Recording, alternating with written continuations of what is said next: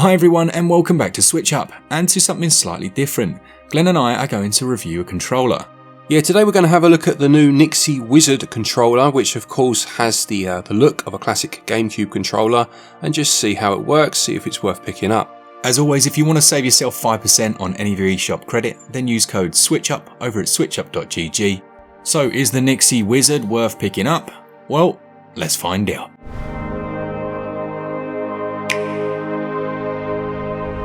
Okay, let's have a quick chat about the basics first. So of course it is in the shape of the classic GameCube controller, as I mentioned earlier, but of course being a Switch controller, it splits into two halves, replicating the two Joy-Con. Now in terms of the feel of the controller, first thing to say is it is incredibly light. It doesn't have that nice heavy feel to it that you'd like to have in a controller, which whilst playing with the Joy-Con attached to the console isn't as big a problem if you are using it as one solid piece, which you can do by connecting them via a small piece of plastic that will do the job. It feels very light, doesn't it? It doesn't quite have that right feel. Yeah, and on the note of the plastic divider that you can use to attach it, that feels so cheap, and on its own, you know, it shows its production values. But like Glen said, when you've got it on the Switch itself, it actually feels quite nice. So what about the functionality then? So it makes use of gyro controls, and to be fair, I tried these out both in terms of pointer controls and moving the actual controller itself on a couple of different games, and this works very well. It was very responsive and it made the games I played nice and easy to control if that is your preferred method.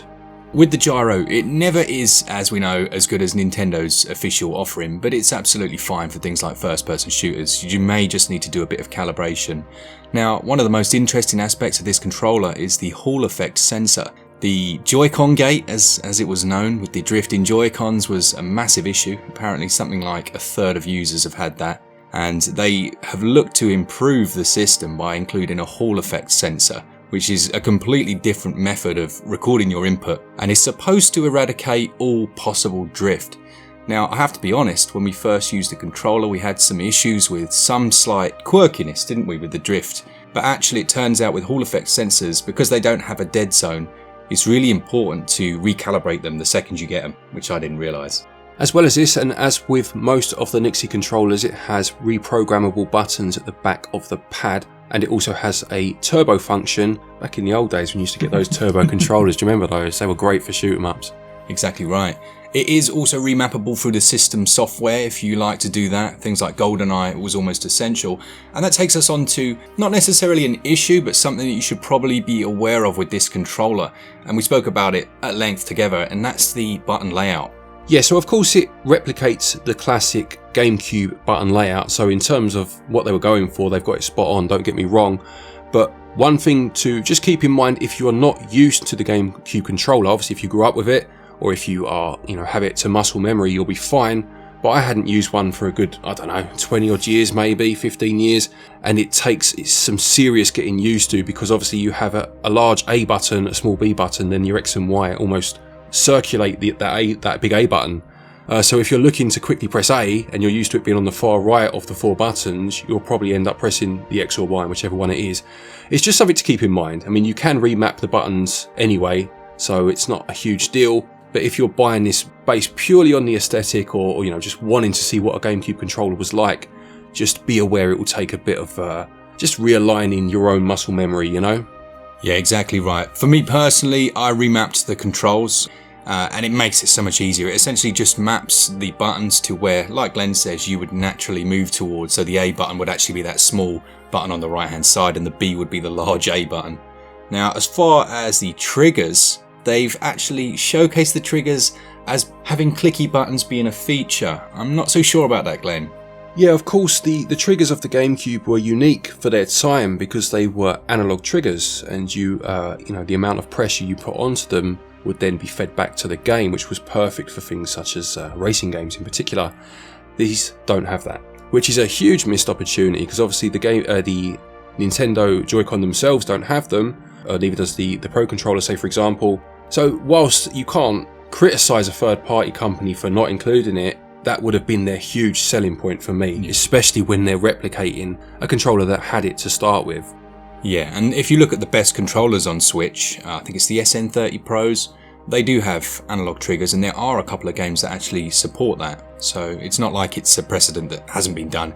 I'm thinking potentially cost saving, if I'm being completely honest. In terms of the sticks then, you have two, which you would expect obviously these days.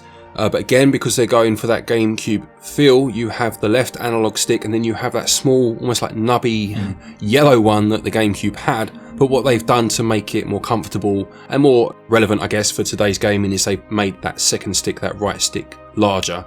And that is comfortable to use, so there's no problems there. Which takes us on to the area that a lot of you will be wondering about, and it's the D-pad. Now, I'm not really a beat-em-up fan, or I don't play a lot of fighting games, but a good D-pad is very important for those types of experiences. Glenn, you've used this. How did you find the D-pad? I would say it's slightly loose. It's not perfect by any stretch, but it is certainly functional. What I would also say is I actually think the Pro Controller's D-pad is quite poor anyway. So whilst that doesn't give anyone else free rein to not produce a great one, you know, I don't know how much more you could expect. Bearing in mind Nintendo's didn't hit the mark either. It's usable, it's just they never seem to quite nail it at the minute. The D-pads seem to be the ones, or the parts of the controllers, Nintendo-wise at least, that are not quite as good as they should be. One nice element is that it can wake the Nintendo Switch by holding the home button, which is always nice to see. They've actually gone to the effort of including the chip that can do that. One other area that did annoy me, because I do like to put the NYXI controllers in my videos, is it can't stand up at all. So even with the stand on the back of your Switch, you can't stand it up. One other feature or lack thereof to mention, it doesn't have an NFC chip reader, so obviously things like Amiibo, you wouldn't be able to scan them using this particular controller. As far as charging, I believe this does charge on the Nintendo Switch itself if it's docked, but also they've put in 2 USB-C spots on each controller so that you can actually charge them individually, independent of each other. They won't charge as one though if they're connected to that middle part, as it's essentially just a 3D printed piece of plastic. Finally then we have HD rumble, or not. This is standard linear motion rumble. As you expect, 2 slightly different weighted motors, and you feel the same level of vibration for the vast majority of your time. Other than that, it's just our conclusions. So what are we thinking?